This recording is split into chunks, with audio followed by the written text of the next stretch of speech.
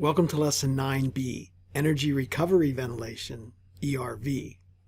We're going to talk about energy recovery ventilation or ERV systems and discuss how to put them into a room when you have an ERV system installed. What is an ERV? It's a system, clever device that uses a cross-flow air-to-air heat exchanger to get rid of stale air from the room or a building and bring fresh outdoor air into the room in a manner such that energy loss and indoor humidity variation are reduced. Let's think about why you might want something like this. So let's suppose it's winter, and so it's cold outside, and here's our room or building of some kind. And we have the usual things like some supply volume flow rate coming from the ventilation system, some exhaust going out the ventilation system. We have some infiltration due to wind and temperature differences, as we've discussed. And then we also have exfiltration. And let's suppose that it's warm inside and it's cold outside.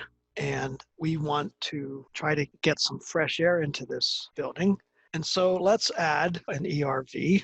The way it works is we have stale air from the room coming into the ERV. It goes typically through a heat exchanger that goes back and forth and then comes out. This volume flow rate is QERV. It's exhausting room air out into the atmosphere. But at the same time, it's bringing the same amount of clean air from outside into the ERV. That also goes through a circuitous heat exchanger and then comes back out into the room. Assuming there's no leaks, we have QERV coming back in. And inside this box is a heat exchanger, typically a counterflow heat exchanger, and also a humidity exchanger. Generally in the wintertime, you have more humid air in the building, and outside you have cold and dry air. The problem with infiltration and exfiltration is that if you just have cold air coming in, you got this cold air out here and it comes into your house, that has to be heated and it has to be humidified. And on the exfiltration side, if you're sending flow out of your house, you're sending that hot air that you paid for into the atmosphere and also the humidity that you added into the atmosphere. So this is like dollars leaving your house. And so with this ERV, we're trying to make fewer dollars come out of your house. So infiltration is uncontrolled. In other words, you have no control over T or the relative humidity. So you must condition the air. Condition means we're heating it and we're humidifying it as necessary to be comfortable inside the building. And this costs money. Same thing with exfiltration. It's uncontrolled. You're just sending all your conditioned air that you paid for outside, and that costs money. An ERV then is controlled infiltration and exfiltration. We're controlling T and relative humidity that's coming in and going out. So what we're essentially doing is recover some, not all, but some of the heat and humidity in the air coming in and going out. How does it work? It's a heat exchanger. An actual heat exchanger has a lot of passages that go back and forth, snake around. You have air coming into it. It comes in through some kind of a curvy path, and then it comes out. This would be the outside, and this would be inside. And then you have your other leg that comes in like this. These could be two different fluids, or they can be the same fluid. And this goes through some other path, and sometimes they go around like this, and sometimes they're just parallel to this. I'm not going to draw the whole thing, and then it eventually comes out. And so you have all this serpentine-like passages through there that come in and go out. What we're going to do is let's unwrap this and pretend it's one long double tube.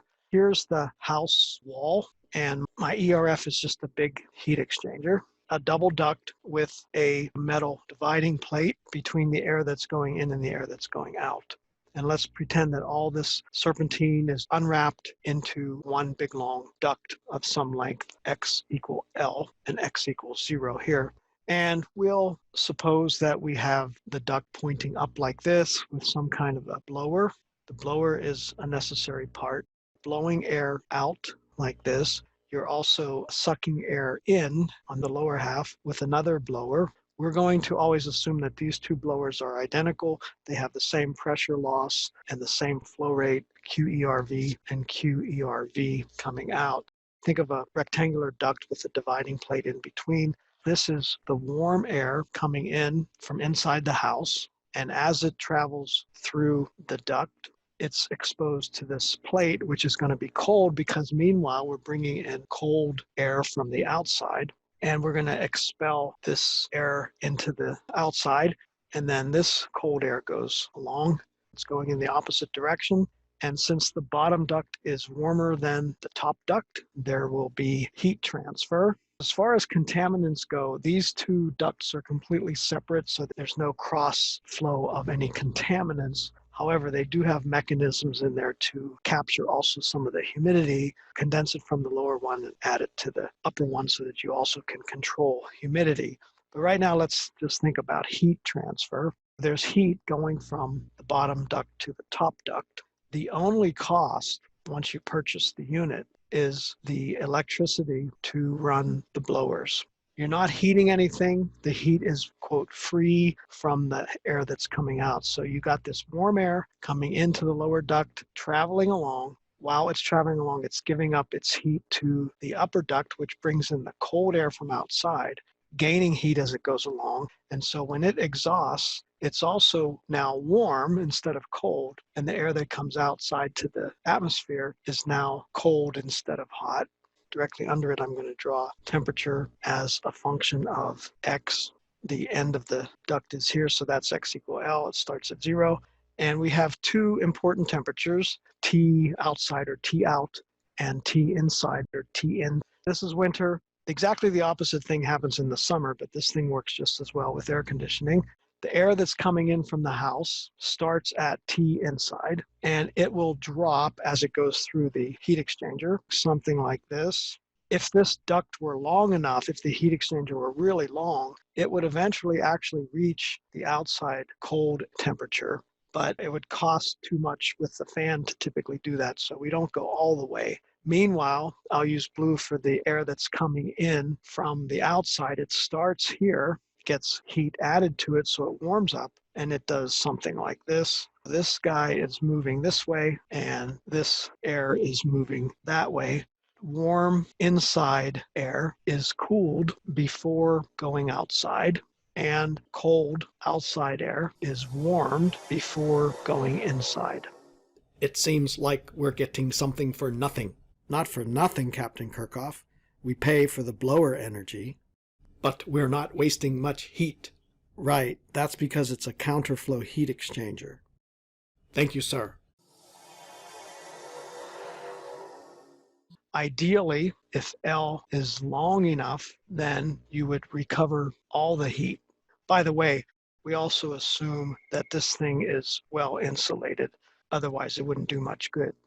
The real system, and these are commercially available, can recover up to 95% of the heat. So that's pretty darn good. They also can recover a good percent of the humidity. We talked about that when we talked about respiration. When you breathe in, your trachea and your bronchial tubes absorb water from the air. And then when you breathe out, they give water back to the air. So this is kind of similar to that. There are also HRVs. I know that's a little Honda car, but what we're talking about here is a heat recovery system. An ERV is an energy recovery system. So the difference is an HRV is pretty much the same thing as an ERV, except an HRV does not recover humidity, only heat. You must have a blower or fan, we'll use those two words interchangeably, in each half of the unit so that you can balance QERV in and out in both directions. QERV coming in from outside doesn't necessarily have to be the same as QRV coming out, but if that's the case, you would have to have more infiltration or more exfiltration to make up for it, which wouldn't be wise because you're losing money with infiltration and exfiltration. So the best way to do this is to have these two guys being equal. In our analysis, we're always going to assume that it's balanced, so you have the same flow rate going in one direction as the other direction. You also have to have the blowers because if you try to do this without blowers, maybe you have some wind, and so you have a high pressure here and you have a low pressure here. And if you had this ERV without any blowers, you would get air coming out of both of these ducts. Basically, it's just like a glorified expensive exfiltration, just like putting some holes in your wall. This is useful for restaurants, shops, etc., because we get a lot of fresh air cheaply because we're recovering the heat. We don't have to pay a lot of money to heat or cool the outside air coming in. And I know the CDC has made recommendations for restaurants and schools to have windows open. ERVs would be extremely useful to serve the same purpose as an open window, yet it would be a lot cheaper. You can find some cool websites that explain how they work. And here's a nice schematic diagram that shows the two blowers, the warm air coming inside the house, going through the heat exchanger, this big cube here, and then being blown out, outside air coming in, and then going back into the house. You can actually look up some commercially available units. And these aren't as expensive as you might think. There's really nothing to it. There's no heating elements or anything. They're just a heat exchanger, typically about 100 CFM and typically about $1,000. Now this is uninstalled. You have to add some ductwork here. This would be the QERV. Let's analyze this. This is our typical room. We're assuming it's well mixed. I added the ERV unit. So let's think about the volume flow rates and the mass concentrations. CS and QS supply mass concentration coming in. Ambient air, this is from outside for infiltration coming in. So this is also CA out here. Air coming into this ERV unit, we're going to call the flow rate QERV. And we're going to call the concentration C because it's well mixed. So we're going to draw air in at concentration C. It's going to go out at concentration C.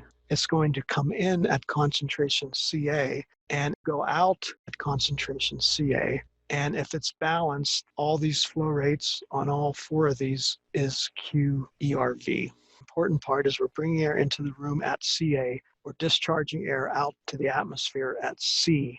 Assuming your ambient air CA is cleaner than the inside air, you will be helping your situation and cleaning up the air in your room or building.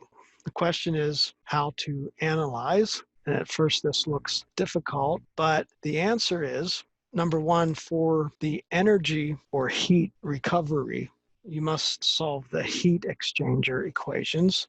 We will not do that here. We're interested only in the air quality. So we're concerned with the mass concentration C.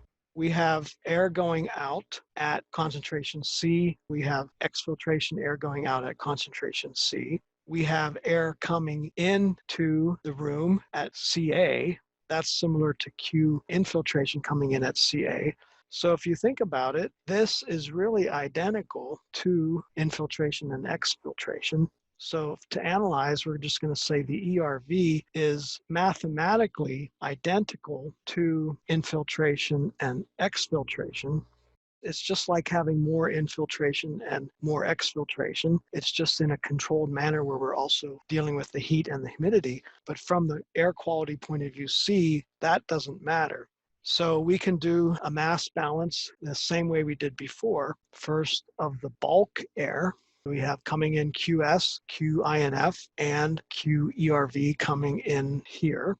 Going out, we have QE, exhaust, we have Q exfiltration, and we have coming out of the room. So treat this ERV as kind of not part of the room. This is going out of the room. This is coming into the room. So from a bulk air point of view, QS plus Q infiltration plus Q ERV equal Q exhaust plus Q exfiltration plus Q ERV. And as I said, we're always going to assume that it's balanced. So what's coming in from the ERV is going out of the ERV. We also typically assume that the infiltration is the same as the exfiltration. So those can cancel too. I'll just say they may cancel, but it depends a lot on the pressures, et cetera. So that's not always the case. So now let's look at the contaminant mass balance. V dc dt equal all the sources minus all the sinks. QS times CS coming in through the supply. There's some source S plus Q infiltration times CA. And now all we do is add QERV again times CA. So these are our sources. And then we subtract our sinks, QE times C minus Q exfiltration. These are all C's because everything coming out of the room, since it's well mixed, is at C. Exfiltration, exhaust, ERV coming out. We also have wall losses.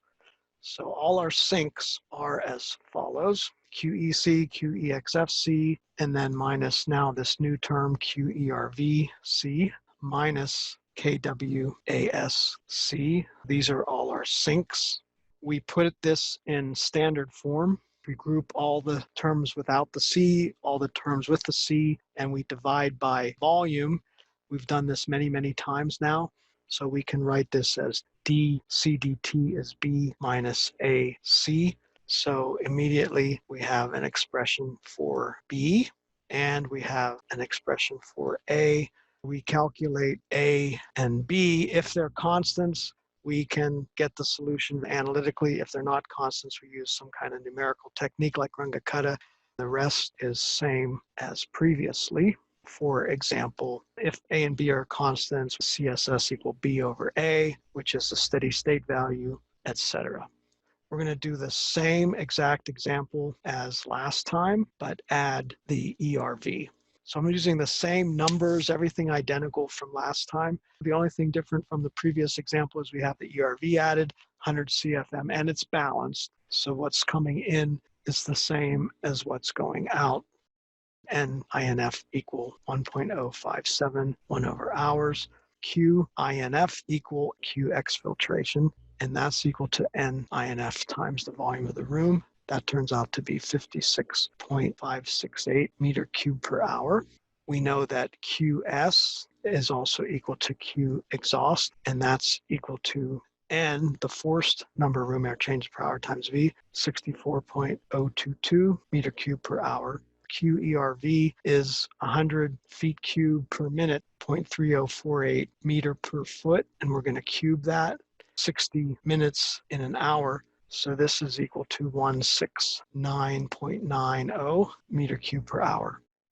So I wrote all that out, plug everything in, you get 1.004 milligram per meter cubed. So my bottom line is CSS to 3 digits is 1.00 milligram per meter cubed.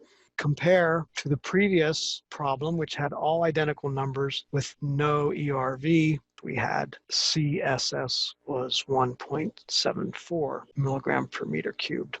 So we've dropped significantly by adding this ERV. Thank you for watching this video. Please subscribe to my YouTube channel for more videos. 1, 2, 3.